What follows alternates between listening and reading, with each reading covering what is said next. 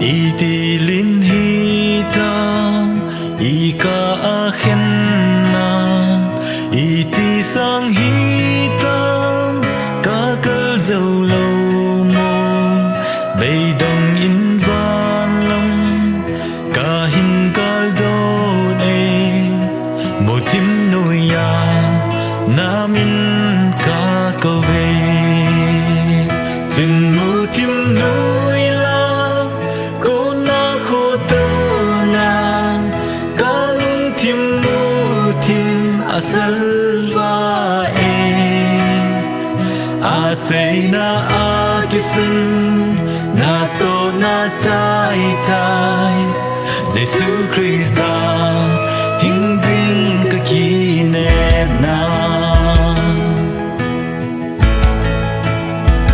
con ngày to zo in tem na mi happy na con te zo in tem na ngày lut na tôn sot pa de na lâu pi na ta than ka chong se zum na zo se pu de ngày đâm chân ca hi cross in a phung tai leng ho leng pan ki a e ti nang nga ka hi e don son adin pagkat Giêsu Christa hình dinh ka kinet na Hallelujah, namin kahing thang vae. Hallelujah, kinganay kanso talo, ay kanso sinasubay tay. Namin huhing na ahing Giêsu Christa, hinsing kakinet na.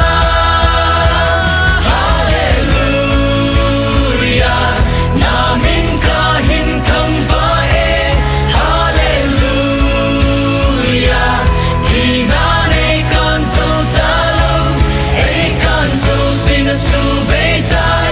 Namin huhing na ahing Giêsu Christa, hinsing kakinet na.